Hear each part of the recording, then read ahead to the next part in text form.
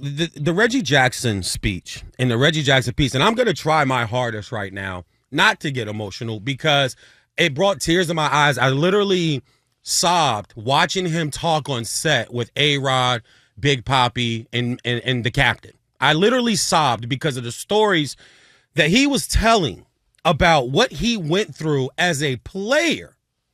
And then it makes your mind, Martin, at least mine, it makes my mind just go through my life, go through things I've seen. That's why I say some of the stuff I do in sports talk. You know, one of my main things is I don't believe everything. Like, you can't just tell me everything. You can't say it's not this or it's not that, or it's because there's just too many examples in life that show me that's not true.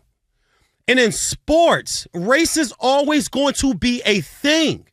The reason why this is so touching is because you had to be Reggie Jackson to actually have the clout of Reggie Jackson to sit and say and tell the stories and say the way he said it and use the vernacular and the vocabulary and the words that he said. If I sat here and used that in speech or whatever, I'd get canceled. That is the world we live in, and it was just so touching because he's a legend.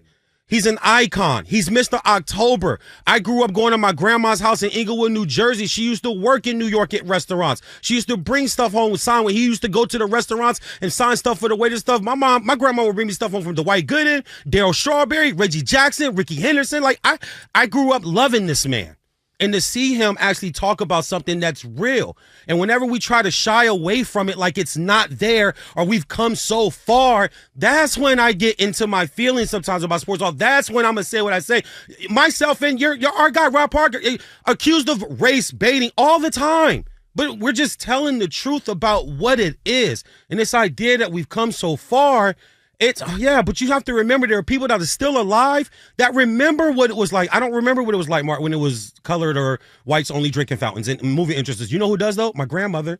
Sure. You know? So when President Obama gets elected, dude, you know me, I'm not political like that. I'm more happy for my ancestors, my older relatives that had to go through certain things that they can see that day. It was okay for me, but for them. So when you see Reggie Jackson give that type of speech, bro, I literally started just sobbing because I can only imagine being told you can't stay here. And let's hear what Reggie had to say. Thank you. Coming back here is not easy. The racism that I played here, when I played here, the difficulty of going through different places where we traveled. Fortunately, I had a manager and I had players on the team that helped me get through it. But I wouldn't wish it on anybody. People said to me today, I spoke, and they said, you think you're a better person, you think you won when you played here in Concord. I said, I would never want to do it again. I walked into restaurants and they would point at me and said, can't eat here. I would go to a hotel and they said, can't stay here. We went to Charlie Finley's Country Club for a welcome home dinner, and they pointed me out with the N-word. He can't come in here. Finley marched the whole team out. Finally, they let me in there. He said, we're going to go to the diner and eat hamburgers. We'll go where we're wanted. So your point is well taken. And I'll say, I was down there in Rickwan, did a radio hit the day of the game, right? The day of the actual game between the Cardinals and the Giants. Also, sidebar, congrats on that, because I know that's big for your career. And I mean that man-to-man, heart-to-heart. Sure. Congrats on that, bro, because that's a big move for your personal career. Thank you. And it was one that it's funny because the radio host who I did the hit with, I was trying to express to the fact of what you were just saying.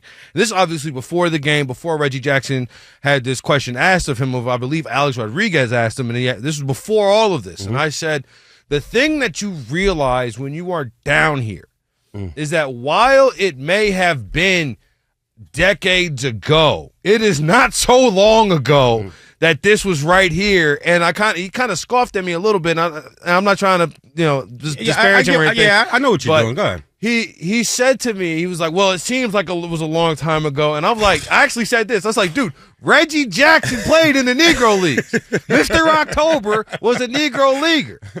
When you're down there and you see the stadium and you see the Negro Southern League Museum, all of which are in Birmingham, less than 2 miles apart from each other, you see just how recent all of this history was. Yeah. And just because it's in black and white, or just but to the point of, you see the dates on some of this stuff. Like, my father was 17 years old when Reggie Jackson. There you go. Was 17 years old when Reggie Jackson was playing in Birmingham in 1967. Yeah. Right? My mother was 12. So you go and you see this stuff, and you see it happening, and you see not one, not two, but a plethora of living Negro League players. It just shows you that all of this was just a generation ago. Mm-hmm. That's all it is. It's a generation ago. Like you said, your mother, she's a grandmother now. Yeah. It's a generation removed. Yeah. Right? You know what I'm saying? I'm 34. It's very reasonable where I could be the age of having children. Most of my friends do. It's one generation removed. And I'm sitting there, and I'm talking to Sam Allen, who played for the Kansas City Monarchs. I'm talking to Chico Rutledge, who played for the Birmingham Black Barons. Name him. And so he's telling me that, yeah, you know, I asked him, like, what's it back being at Rickwood Field, 45, 50, 60 years later? He's like, we barely even played here because if the White Barons were here, we were on the road. Man. Right? You know what I'm saying? We were going up to play the Monarchs or going up to Memphis and playing those teams.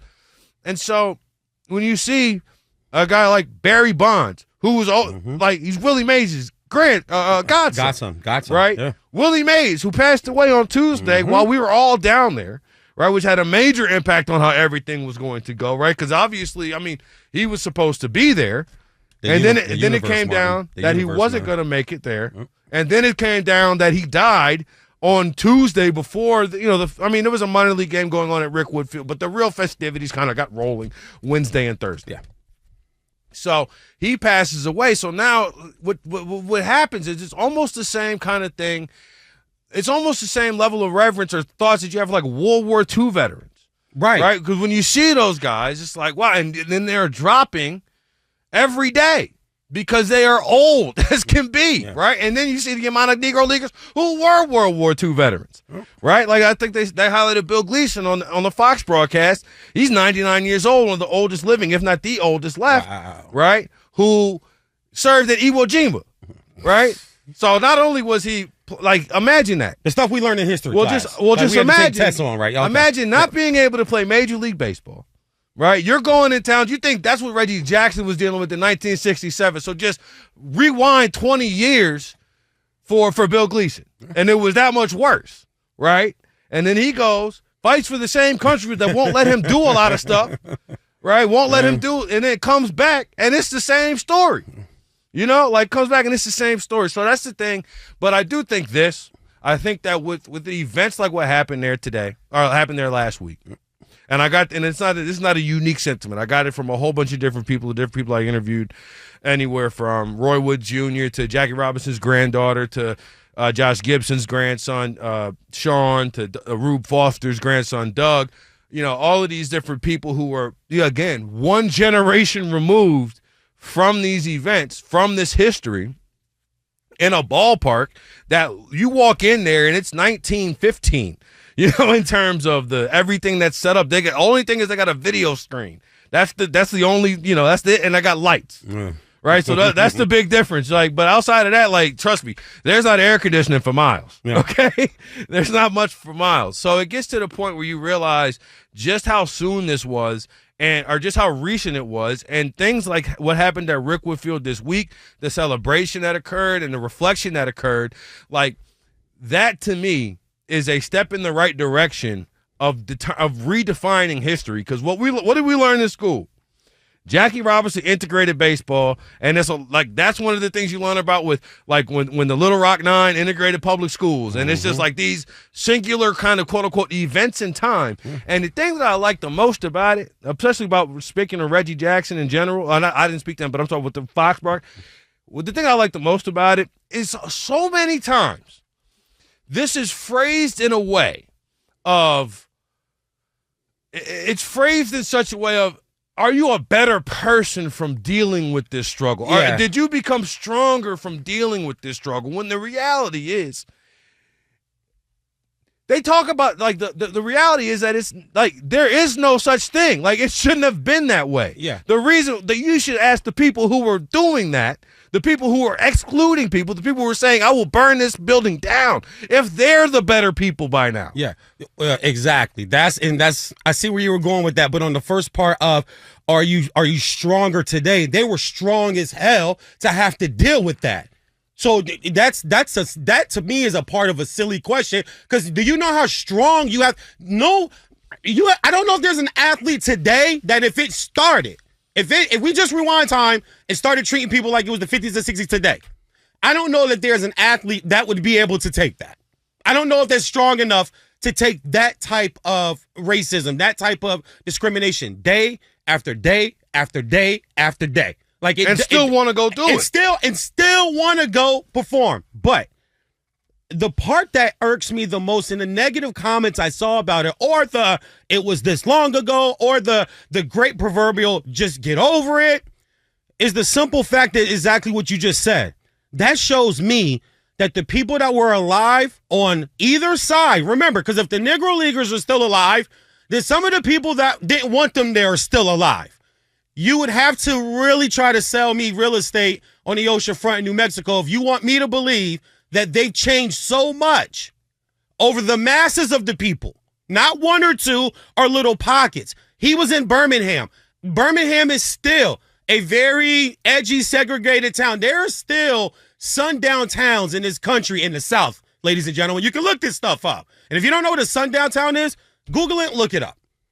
We've moved in time, and we've moved as far as image goes.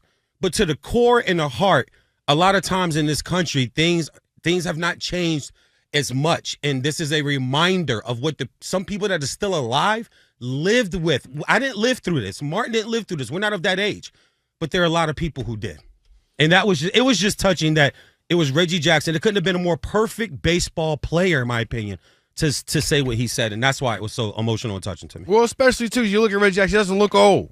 No, he is he's 83 or something like that, but he doesn't look old. He still looks feisty, right? In his face, he doesn't look old, right? Feisty. When he's speaking, he doesn't sound like your grandfather who's taking forever to get his words out. You know, he doesn't, well, you know, hey, young man, back in my day, whippersnapper. That's not the vibe. No. He's clearly lucid. He's clearly on top of things. And I bet you if you asked him his batting average in 1983, he'd spit it out just like that, right? You know, but because that's the way but it's just when you're down there, it's impossible not to feel the impact of the history. It's impossible not to feel just how recent it all was, just how it feels like yesterday to somebody who never experienced it, right? Because I obviously never experienced racism in that way, but everybody has their own story of when this happened to them that was like, was that racially motivated? Was this, was that? Yep. You know, and so like for me, that was my biggest takeaway, but also the thing that we have to, like, we can't let this go in terms of, like, we talk about the color barrier, like Jackie Robinson broke the color barrier as if it was something that actually existed. Like, it was not the Berlin Wall. Yeah. Like, where they actually had to tear down the wall to bring back East and West Germany together. The color barrier not the Great Wall of was China. nothing more than a decision that was made collectively among all these different owners of Major League Baseball teams to say, we're not doing that. And all that happened was Branch Rickey said, you know what? Let's be honest. He saw a competitive advantage saying, yo, these guys are pretty damn good. These guys can play. These guys can really play. Yep. I bet if I signed one, it would help the Dodgers. And that's what it was. And if you go back and look at the way that the contracts that Branch Rickey signed, and I know we're over, and we'll take this in a second, because honestly, I don't I care much less about Luka and the criticisms he's getting out of the finals. Absolutely. We can talk about that in just a moment. So just bear with me. But when you see, damn, I lost. What was I saying? You're talking about the color barrier. Okay, that's what it was. Yep, you're going to color when barrier. When you see the contracts that Branch Rickey signed Jackie Robinson to, what it essentially did was it engineered the first professional sports merger. except it wasn't. It was a hostile takeover. Yeah. Of what used to be the Negro Leagues. And as a result, the day that Jackie Robinson integrated baseball, black baseball died, which meant all the businesses around black baseball died, which meant all the fields around black baseball fell in disrepair, which meant this whole entire professional league infrastructure, the same one that still exists right here at the freaking Braves and the Yankees playing right now, that league was running concurrent, right? So don't tell me it would have just fell off. But the day and the reason why, because look, when you see, and here's the final point, you see the ABA and the NBA merged, but the San Antonio Spurs, the Indiana Pacers, and the New Jersey, now Brooklyn Nets still exist. Yep.